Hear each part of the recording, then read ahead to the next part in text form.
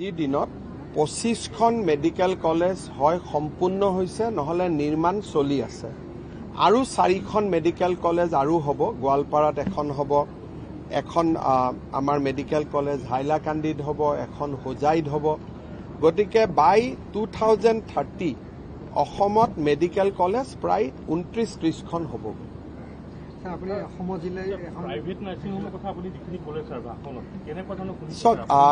private nursing home সকলে তেওঁলোকে মানুহক মৃত্যুৰ পিছত মৃতদেহ টকা দিব নোৱাৰাৰ অভিযোগত মুকলি কৰি নিদিয়ে দ্বিতীয়তে তেওঁলোকে বহুত পেচেণ্টক টকাটো দিব নোৱাৰাৰ কাৰণে অতিৰিক্ত দিন নাৰ্ছিং হোমত থাকিবলৈ বাধ্য কৰায় মই স্বাস্থ্যমন্ত্ৰী ডাঙৰীয়াক কৈছো যে এটা কল চেণ্টাৰ নম্বৰ এটা দিব লাগে 102 হওক 103 হওক যি পেচেণ্টে এনেকুৱা অসুবিধা পায় তেওঁলোকে যাতে লগে লগে সেই কল চেণ্টাৰটোত ফোন কৰি দিয়ে আৰু আৰক্ষীয়ে গৈ পেচেণ্টজনক হস্পিটেলৰ পৰা লৈ আহিব পাৰে কাৰণ ভাৰতৰ সংবিধান আৰু আইনে কোনো ব্যক্তিৰ মৃতদেহ ধৰি ৰখা বা কোনো পেচেণ্টক টকা দিব নোৱাৰাৰ কাৰণে ধৰি ৰখাৰ অনুমতি নিদিয়ে কোনোবাই যদি আপোনাক পইচা দিয়া নাই আপুনি চুক্তি কৰিব আদালতত যাব তেওঁৰ ঘৰ ক্ৰক কৰিব তেওঁৰ গাড়ী ক্ৰক কৰিব বেলেগ কথা কিন্তু মানুহজনক ধৰি ৰখাৰ নিয়মটো নাই সেইটো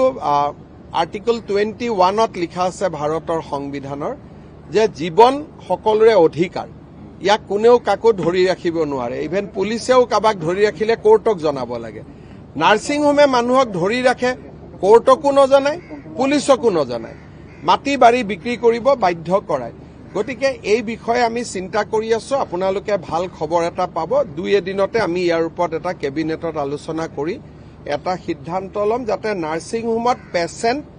আৰু ডেড বডি দুইটাক যাতে ধৰি ৰাখিব নোৱাৰে টকা পইচা লাগিলে আহাৰ আগতে এডভান্স লওক আমাৰ ক'বলগীয়া নাই আৰু মইতো নাৰ্ছিং হোমসকলক সদায় কওঁ যে এনেকুৱা পেচেণ্টক আপোনালোকে ল'ব যোনে আপোনালোকক টকা দিব পাৰিব দুখীয়া মানুহবিলাকক পেচেণ্ট হিচাপে আপোনালোকে নল'ব পিছত অশান্তি হয় আপোনালোকেও পইচা নাপায়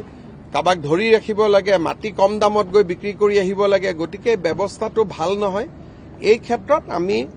কঠোৰ সিদ্ধান্ত আমি ল'ব গৈ আছো চিকিৎসকসকলৰ ক্ষেত্ৰত ক'লে যে আপুনি চৰকাৰী চিকিৎসক য'ত তেওঁলোকে চাকৰি কৰে প্ৰাইভেট কিন্তু নাৰ্ছিং হোমত তেওঁলোকৰ সা সুবিধা বেছি আমি সা সুবিধা সমান কৰিব লাগে তাৰ কাৰণে আমি কেইটামান চিন্তা কৰি আছো ডক্টৰসকলক একোখন গাড়ী দিয়া ডক্টৰসকলক বিভিন্ন ধৰণৰ স্পেচিয়েল ইনক্ৰিমেণ্ট দিয়া তাৰ ওপৰত আমি ইতিমধ্যে কাম কৰি আছো আৰু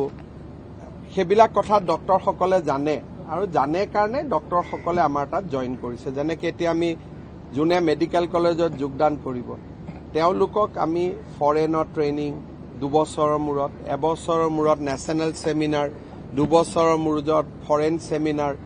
জইন কৰাৰ লগে লগে এখন গাড়ী আমি বহুতবিলাক সুবিধা দিছো কাৰণে আজিকালি মেডিকেল কলেজত ডক্টৰসকল আহে